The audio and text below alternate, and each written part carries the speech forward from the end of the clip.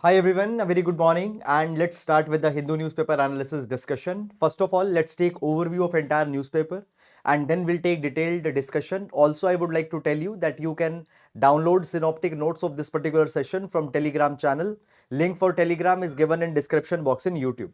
Now, first of all, let's take overview. So guys, today's newspaper is largely filled up with the election results that have been announced yesterday. So in today's newspaper, much of relevant news are not there because a lot of pages are filled with this. So let's see that. So guys, here on first page we see that election results are being taken up. Okay, for examination you are not really required to go in this particular thing, that in which state which political party won how many seats, what percentage of vote they got. Not important for examination. So please, you may ignore this. If you have interest you can read it, but not for examination. So this is something that has been provided. Then guys, further in city section, highest cases of sexual violence make Delhi most unsafe for women. Okay, so here report of National Crime Record Bureau has been released, and in this capacity we have seen that crimes against women, they have increased rapidly. Then further moving on guys in this direction, then we have these advertisements. Okay, and again the political issues, election results, etc., and related things are there. So guys, directly we will move on and we'll reach to editorial section. Now in editorial, again guys, out of three articles that we have here, two are from election results. This article is their decisive win. Now article says BJP rolled back of its national leadership in Hindi heartland, where Congress relied on regional satraps in success in Telangana. So election result, which state, which political party, how many seats that have been given. Again, this particular article is talking about that it is talking about that what mistakes were committed by other political parties such as Congress, that they were not able to win those many seats, and how BJP is winning election after election. So this is something that has been carried. Again, no need to read for examination. Then further moving on guys, after that next page, India disability inclusion and power of by. This article will take for examination, GS paper number 2, social justice. Fine. Then guys, on next page again, assembly poll page 2023, it is 3 in favor of BJP. So that entire BJP tally, Congress tally has been given. No need to go in that. Then in text and context, we have this article on re-criminalising adultery. We'll take this particular article for examination. Then further moving on guys, why is Facebook Meta suing US Federal Trade Commission? Then guys, further here, then again 3-4 pages are again filled with the assembly poll page. Okay, so assembly poll page, then again we have the assembly poll page, then again this that is on the same line. So my point is that guys, again no need to go too much in that particular detail. Then moving on, India will not be bound by curbs on energy use, says senior official. We'll take this particular article for examination. In Mizoram, Congress hope to upstage ruling MNF ZPM. BJP seeks to increase its tally. Okay.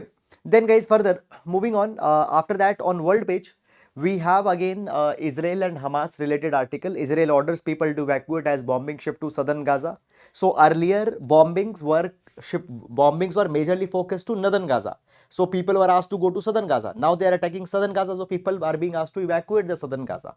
Okay. Now few days back we have seen that a truce, a humanitarian pause was imposed in this particular war. But now again that pause has ended and war has started. Okay. Now one thing guys, before Israel Hamas, every day one article was fixed for Russia Ukraine war. Now Israel Hamas is there. Every day developments, every day you are not really needed to track that. 135 Chinese boats spotted near reef of Philippines. Okay. India agreed to withdraw troops from Mali, says Mizu after meeting Modi. Okay. So guys, basically, if you remember, we have discussed this development so many number of times. What happened guys? We have seen that recently elections were held in Myanmar. And after elections in Myanmar, Mr. Muzu became new president in Myanmar. Sorry, my mistakes. So elections were held in Maldives. And after elections were held in Maldives, Mr. Muzu became the president in Maldives. Now Mr. Mizu, he is supposed to be, now his political inclination is more towards China, and he has been supporter of the camp who had taken up India out campaign. Okay, so former president of Maldives, Mr. Soli, he was more inclined towards India. During that time, India Out campaign got started, which wanted that India should withdraw from Maldives, and so Mr. Mizu belonged to that India Out campaign, and it was believed that after he will become president, he will take certain steps against India. Now, guys, what has happened? So, Indian troops that were there in Maldives, which were largely being instrumental in helping the running of Dornier aircraft and helicopters that were given by India, now they have been asked to withdraw. Okay, then we have, guys, a sports section, and after sports section we have science page, which usually does not comes in many of the printed edition of Hindu newspaper. So, okay, so we will take that also. In science page we have article transformative benefit of population level genome sequencing. We'll take this particular article for examination. So this is, guys, overview of entire newspaper. Please download synoptic notes, and already I have told you that today there are less number of articles because of majority of paper filled with the election related news. So therefore very less number of articles are there. Then moving on and let's discuss them one by one in detail. So guys, as you know, every class we start with a GS quotation, which can be used to complement your answers in examination. Now today we are going to take quotation from Mr. Kofi Annan, former UN Secretary General. So Mr. Kofi Annan said, if corruption is a disease, then transparency is essential part of its treatment. Okay, so corruption can be solved. The problem of corruption can be solved by more and more transparency, by more and more information dispensation. So information is antidote to corruption. Okay, so transparency is antidote to corruption. You can use this particular idea in GS paper number 2, governance related answers. Also in GS paper number 4, administrative ethics, you can use this particular idea. Okay, now moving on, and let's take first article for today on re-criminalising adultery.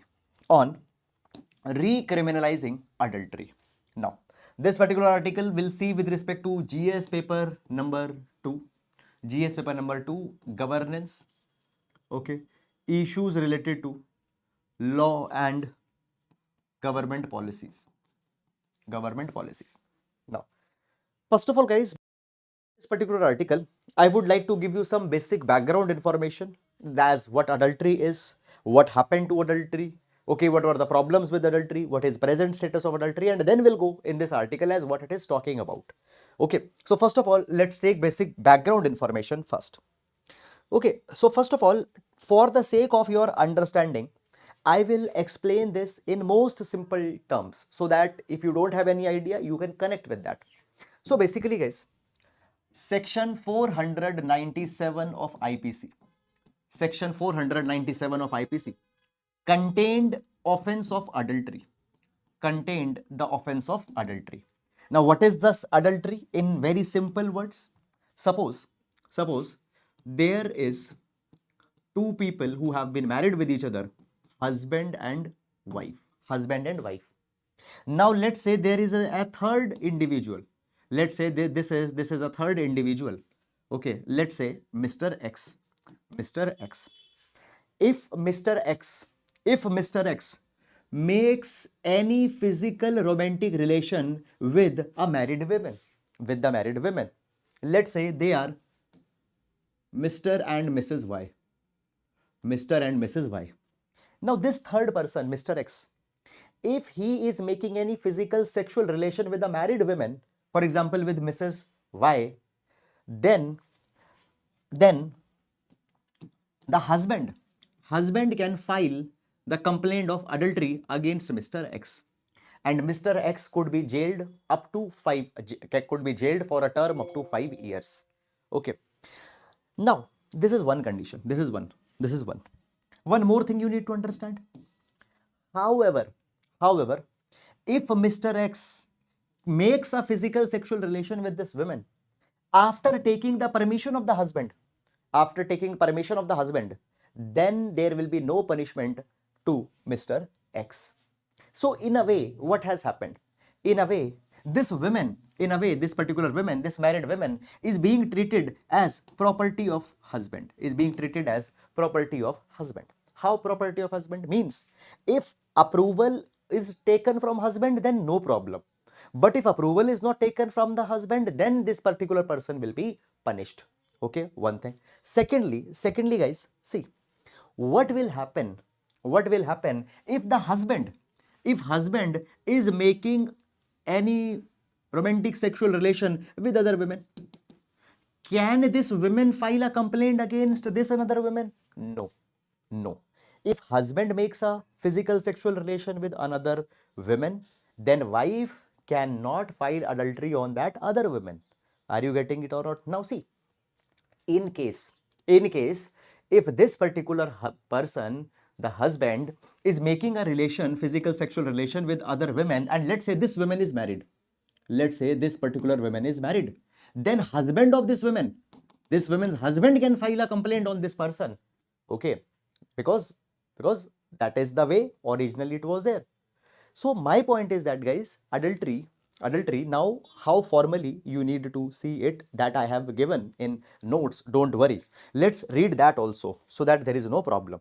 Okay, so adultery imposed culpability. What is culpability? Culpability is shifting a blame. Culpability is putting a liability for some wrong, for some crime.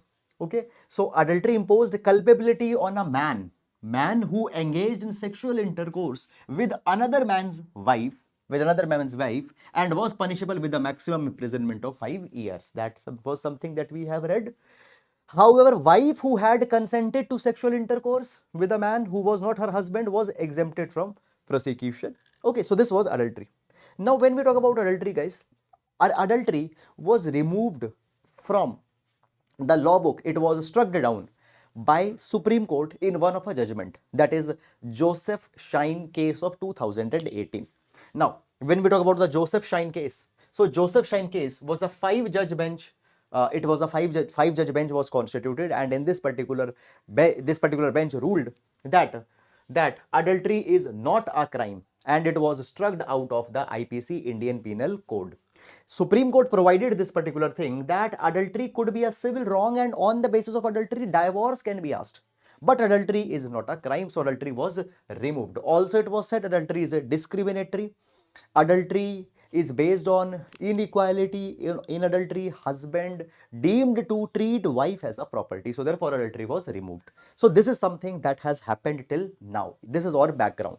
Now, why this article has come again in the news? So guys, you might already be knowing this particular thing, that already government has introduced 3 bills to replace Indian Evidence Act, Indian Penal Code, and Criminal Procedure Code. Okay, 3 bills have been produced.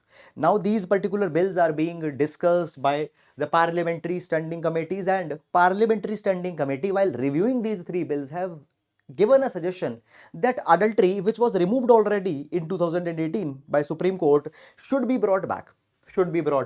And this time, adultery should be brought back, should be criminalized on gender neutral lines. Earlier, if you remember, I told you that adultery case can only be filed by husband on third man, cannot be filed by wife on some other women or something like that.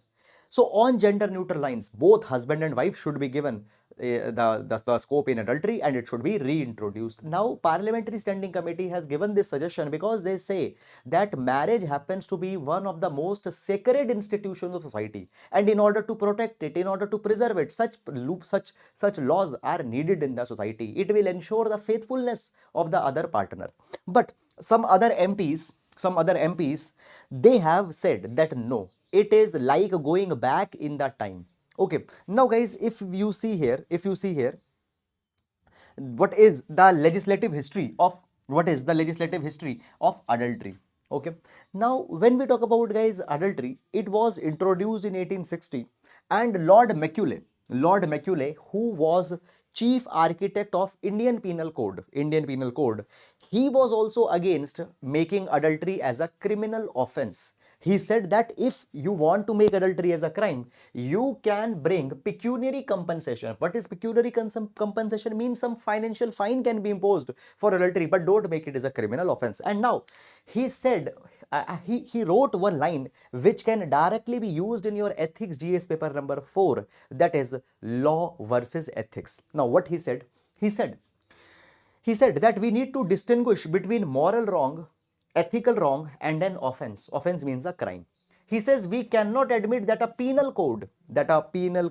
law, is by any means to be considered as a body of ethics. He said ethics are different, laws are different.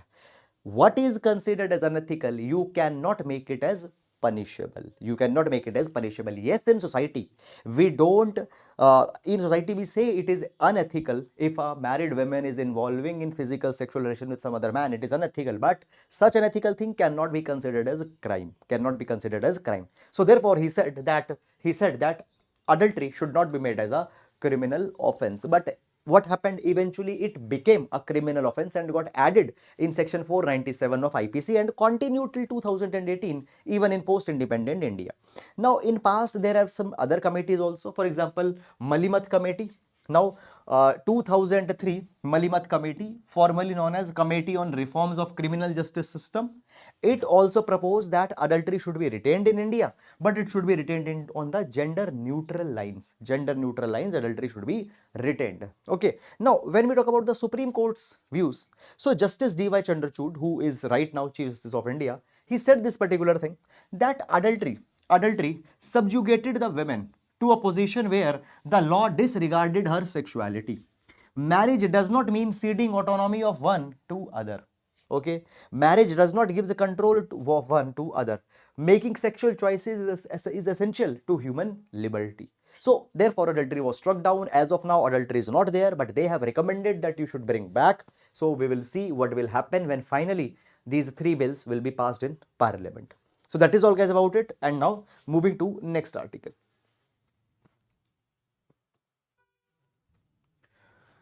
India, disability, inclusion and the power of buy.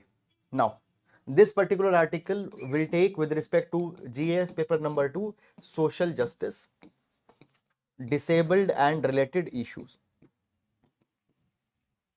Disabled and related issues. Now, basically guys, when we talk about, first of all, before going on in this article, I would like to explain you certain key terms which will give you little bit clarity on this particular topic.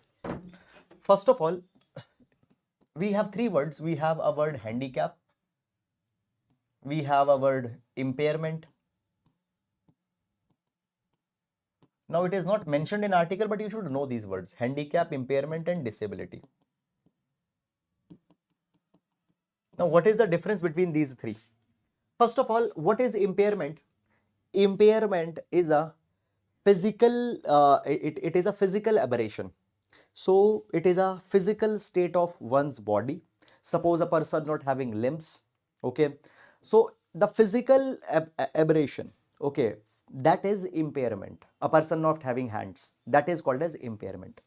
Now because of that impairment, because of that particular impairment, I will not be able to do certain type of work, then it becomes a disability. For example guys, a person not having legs,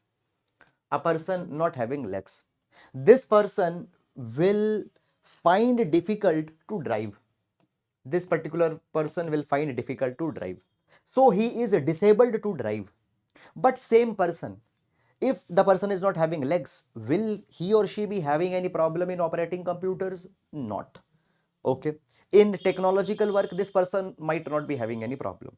So impairment is a physical condition. When a person is lacking, it is when a person lacking some body part, or there is anomaly in some body part, that physical aspect is impairment. Because of that impairment, a person is not able to do certain type of work, that is disability. And handicap is social deprivation. Handicap is social deprivation which a person faces because of his impairment and disability. Okay, social deprivation that a person faces because of their disability and impairment. Okay, that is these three concepts you need to know. Now, when we talk about guys, disabled people and their population, so it is being provided that globally 1.3 billion people, 1.3 billion people, which is equivalent to India's population. Globally, 1.3 billion people are living with one or other type of disability. And guys, when we talk about the disabled population, it is said that 80% of the disabled people, 80% people of with having disability, they live in developing countries, and out of that 70% are living in rural areas. 80% people with disability live in developing countries, 70% live in rural areas. And if I tell you only about India, you can note down this particular data in your notebook. 2.2% of India's population as per census of 2011 is disabled. 2.2% people as per 2011 census. 2021 census has not been held up till now, so 2011 census is the latest one. Okay, then moving on. Basically, further it has been provided that current systems, current current. Let me give you one example, guys. If you have seen the, if you are in Delhi, we have here low floor buses which accommodate disabled people, but still in many other cities, public transportation, they have these high floor buses. Public buildings, they have staircases, no lift in them, no ramp in them. So means that the buildings are such that they exclude people. Laws are such that they exclude people. So there we call that the problem of a poorly designed world. World has been designed keeping in able-bodied people in mind. Disabled people are not accommodated. So every place they are excluded. They are excluded. And because of this exclusionary treatment that is given, because of exclusionary treatment that has been given, there are higher instances of poverty, lack of access to education, lack of opportunities. Okay, all such problems are there. Social economic discriminations are there. Now guys, it has been provided that when we talk about disabled people, most of the times they are not given adequate spaces and economic representation. They are not participating adequately in the job market. But if we include these people in job market, all the disabled people are absorbed in economic activities. They can dramatically enhance GDP. And according to ILO and one of a report that has been released by ILO, please, now guys, this is a very important one. Please use this report in your answers, because in your answers, when you're using data, reports name, it substantially enhances the potential of your answers to get more marks. So according to ILO, the economic consequences of excluding people with disabilities from the world of work report, this says that if we give economic opportunity to disabled people, it will enhance GDP between 3 to 7%. It will enhance GDP by 3 to 7%. Okay. So therefore, there is a strong case that disabled people should be included. Now guys, when we talk about India, central and state government, what they have done, they have given unique ID to the person with the disability. And also they see, Right of Person with Disabilities Act 2016 has been passed. Now earlier Disability Act 1995 got replaced and Disability Act of 2016 has been passed. In this, we are giving more rights, more entitlement to disabled people, but still more needs to be done. And what more needs to be done? For that, way forward has been given, and this is a ready-made answer. Please, you can use it in your answers. So what more should be done in this particular direction? Number one, first step is awareness. First step is awareness. See, we have come out with the unique ID provisions. Many entitlements have been given to disabled people, but most of the time they don't know that. They don't know that. So basically, we need to create awareness in disabled people so that they know about rights that they have. We need to ensure last mile connectivity of the benefits which are enumerated for the people. Now guys, if you remember, 70% of disabled people are living in rural areas. So many number of times they are not able to take the benefit of schemes and benefits. So last mile connectivity is to be ensured. And further, we also need to build the capacity in community leaders, activists who are working for the disabled people, so that they can connect disabled people and the governance together. So capacity building for community leaders, activists also needs to be done so that they can better advocate them. Also guys, it has been provided that rural people, they face more challenges than urban disabled people. Then after that, basically the schemes that have been brought by disabled people, they should not be seen as a matter of charity. Now often guys, this particular thing is there, and it is a poor and it is an attitudinal problem. For example, if you go to government hospital, and let's say you are a poor person, you are taking a free health care, doctors treat you that they are giving you charity. Fine. Means, now see, treatment that you will get and treatment that you will get. Okay, if you are a rich person and paying a premium, and the treatment that you get in the same hospital if you are a poor person will be different. Why? Because in second, attitude of charity comes. So when treating disabled people, when giving services to disabled people, they should not be seen that as a matter of charity they are getting it. Okay, fine. Disabled people should be given an agency to participate in decision making processes. Next, guys, is there should be a bottom up approach. There should be a bottom up approach to disability inclusion. There is a top to down approach from where top policy is made, decision is made, and it is brought to the bottom. Bottom to top approach. What is bottom to top approach? Take suggestions from the people, take inputs from the local community leaders, and from there you need to implement it upwards. Okay, and then after that, private sector is also to be enrobed. Guys, understand this thing. Government sector cannot absorb disabled people in large numbers. Private sector can do that. Private sector needs to be, they see, for example, guys, we came out with the Maternity Benefit Act, and as per Maternity Benefit Act, 26 weeks of paid maternity leave is to be given to women employees. This through law we gave this thing. So through law we need to mandate that even in private sector 1%, 2% employment should be given to disabled people. So this is something that can be done. Then guys, after that, here they have given Spark project. Spark project. Now you, again, this is also a very good thing that you can use in your answers directly. So please note it down or download the notes. So Spark project. Now what is a Spark project? So basically, guys, Spark is a collaborative project between ILO and International Fund for Agricultural Development, also Women's Development Corporation of Maharashtra. Now, and this Spark project, Spark stands for Sparking Disability Inclusive Rural Transformation. Spark project. Now, under this Spark project, what will be done? Step number one. Step number one, through the villages, disabled people will be identified, and these disabled people will be trained, and they will be trained as disability inclusion facilitators. So disabled people would be trained as disability inclusion facilitators, and then these DIFs, disability inclusion facilitators, will engage with community, people with disabilities, self-help groups, NGOs, etc., and they will aware them with respect to disability inclusion. They will aware them with respect to legal rights that they have, entitlements that they have, government schemes that are there for disabled people. So they will educate them, they will train them. Okay, all the barriers that are there, they will be identified. Also, these DIFs, they will identify the women with disabilities and mainstream them with the self-help groups, so that they can get viable economic opportunities, so that their social empowerment, economic upliftment can happen. So this Spark project's case study can also be provided. Okay, I hope, guys, that you have understood it. And now moving on to next article.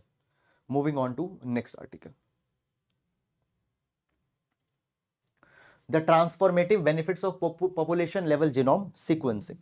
We'll take this particular article with respect to GS paper number 3, Science and Technology, as well as for prelims examination, Science and Technology, we'll take this particular article. Okay.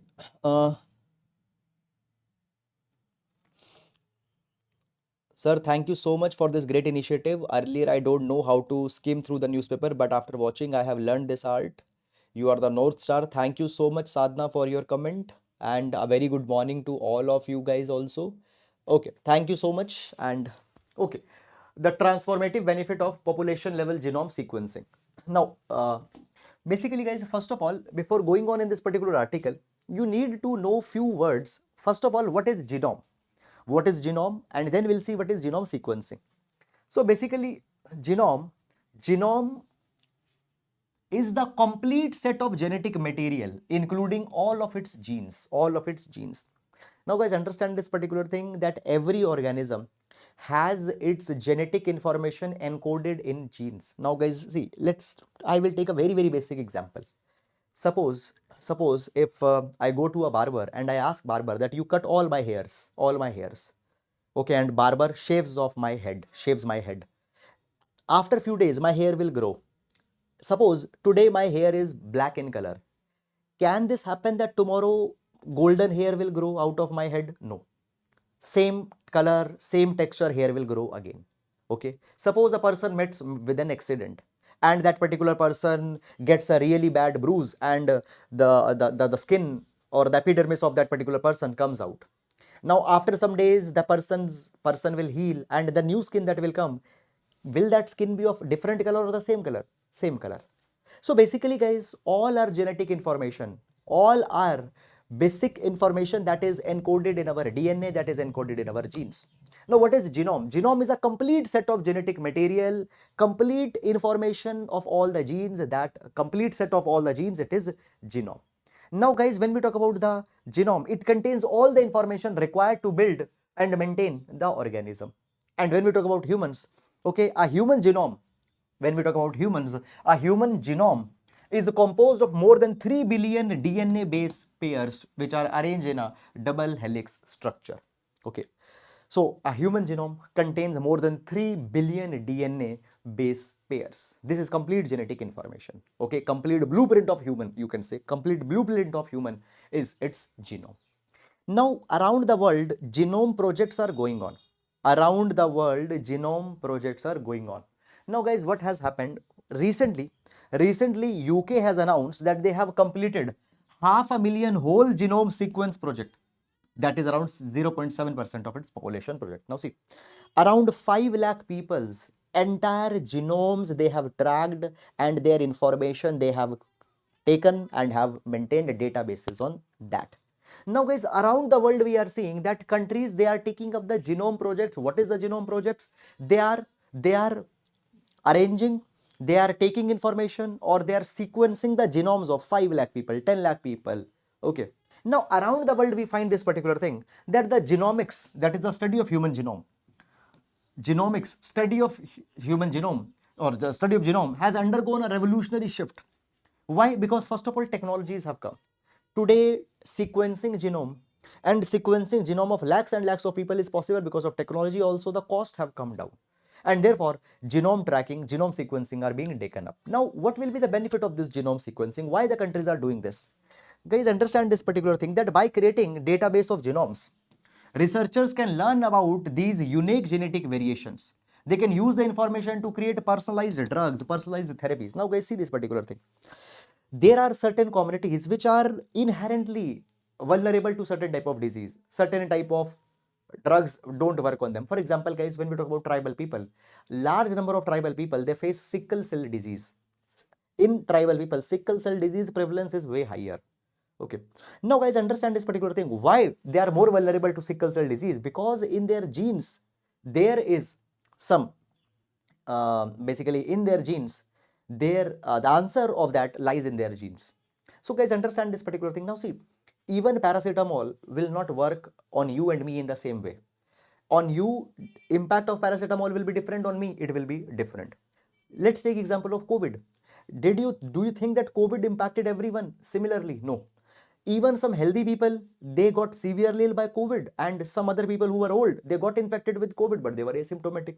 So why we have a different response to disease? Why we have different response to medicine? Okay, why some disease impact few people and not impact other people? All this answer is in the genes of the genetic structure of the people. So by having the genetic database, by having the genome database, we can use that information to create personalized therapies, personalized treatment, better medicines. We can know which populations are vulnerable to which type of disease. So therefore, different countries are doing it. Now, when we talk about genome sequencing project, one of the earliest project was taken by Iceland. So Iceland started decode genomics in 1996, and within one decade's time, we see this particular thing, that with most of the Icelandic population, they enrolled for genetic studies in 1 decade's 10 years time. Okay. Now guys, other countries are also taking it up. Fine. For example, there is one initiative which has taken up by pharmaceutical companies. Okay. In which what they are doing, they are planning to sequence 5 lakh individuals of African ancestry. European Union has started 1 plus million genome initiative. Also guys, we have seen this particular thing, that India has also started up the genome project. For example, India Gen or India Genome Project. In this, what India is going to do? India is going to sequence 10,000 whole genomes from diverse populations of India, and by 2023, it will be taken up. Okay. Now around the world they have been taken up again. Why? Because the technologies are there, costs have come down, and it holds many promising promising results for therapeutic applications. So this is guys all about it. Okay. Beyond that, guys, nothing is given in this particular article. And with this, we come to an end to we come to the next article. India will not be bound by curbs on energy use, says senior official. Okay. Now, guys, if you have followed newspaper analysis regularly, we have taken in past a few days articles on COP28, Conference of Parties 28. Conference of Parties is annual meeting of countries who are signatory of UNFCCC, United Nations Framework Convention on Climate Change. So countries who are signatories of UNFCCC, they meet under COP. Now COP28 has happened. Now guys, as we talk about COP28, in COP28, India has said that we will not be bound by curbs on energy use. So basically, many of the countries, they have taken a target of tripling their renewable energy. Now, by the way, I'll tell you, India already is doing excellent work in deploying renewable energies. Already, India is overachieving its target on renewable energy. India is meeting its intended nationally determined contributions also, which India has taken in 2015. Now, what India has done? India has said that we will now. So India says that we are committed to renewable energies, but we will not be bound by the restrictions that you cannot impose on us, that okay, you have to deploy these many gigawatts of electricity, renewable electricity by that year. We are not going to take any binding targets. So basically, guys, what has happened? There was 118 countries that have signed a pledge to triple installed renewable energy capacity by 2030. 118 countries have signed this particular pledge, but India has not signed it. India said that we will increase renewable energy, but will not sign any binding agreement, binding commitment, will not sign it. Also, guys, what has happened? Declaration on climate and health has also been signed by countries in COP. In this declaration on climate and health, it encourages the government that you identify patterns between climate change and health. As climate change is happening, health of the people is getting impacted. So you need to prepare your health system so that as climate change will happen, they should be able to cope up with the health challenges. So this particular declaration also India has not signed. India has not signed this particular declaration also. Okay. Now guys, when we talk about India, see this particular thing, guys, that though India is working very good on renewable energy front, we are deploying renewable energy, and already 40% of installed energy of India is from renewables. Okay, but I'm talking about installed energy, one thing. Second thing, guys, coal India cannot avoid right now, because right now India has to ensure that large number of people who are facing energy poverty, they should get cheap energy, and for that coal will be utilized because India has abundant coal. So basically, nudges to shut out coal power plants run contrary to India's long-standing position, which is this, that India needs to rely on the largest source of energy, coal, to improve the living standards of the people. So therefore, India is not taking these binding commitments. Okay. Now guys, here there is, guys, one very important prelims related information that is given. Please note it down. Okay. So basically, guys, first of all, when we talk about the carbon emissions in India, energy sector contributed the most anthropogenic emissions. Anthropogenic emissions means human-led carbon emissions. So 75% of human emissions are from energy. So energy sector is contributing 75% of emissions, followed by agriculture. So number one is energy, number two is agriculture. Then third is industrial process and product use. Industrial process and waste sector. So this is the okay, guys. Also, India's emissions have increased, okay, by 4% from 2016 onwards, but still India's per capita emission happens to be one of the lowest in the world. Question for today: the goal of social justice cannot be achieved without the inclusion of persons with disabilities in all spheres of development, starting with rural areas and rural resilience. Comment. 10 marker question, GS paper number 2, social justice. Okay. Now I will take your doubts, guys. Sir, I've made my class notes, also Visions printed material from Amazon. plus advanced books. Now I have a lot of content to revise. Actually, my question is that there's someone selling notes. Should I buy? Which notes somebody is selling? And one thing is that reading books, collecting books, see, are you, see, first of all, you need to ask a question. Everybody, I'm saying, not any one individual, everyone. You are here to become a collector and not a content collector. So don't just run for every other notes that are there in the market. Read less, but read quality content. One thing. If you have already read from some monthly magazines and newspaper, no need to run beyond for everything that is there in the market. Sir, every freebie is good or bad because I am self-preparing for exam. I studying through free material available in internet. First of all, dear, first of all, everybody, I want to say that I am referring free material. Free material does not mean that if you are referring the material available on internet, if it is free, it is not good. No, that is not the case. Sometimes even the paid materials cannot be good in terms of quality, and sometimes the freely available content is also of good quality. So first of all, don't have this particular notion that I am doing self-preparation, I am referring to free material. So if that is the case, is it right or not? No. If you are reading the right material, it is fine. There are excellent free sources that are there on internet. Okay, one. Second, guys, is this particular thing that freebie.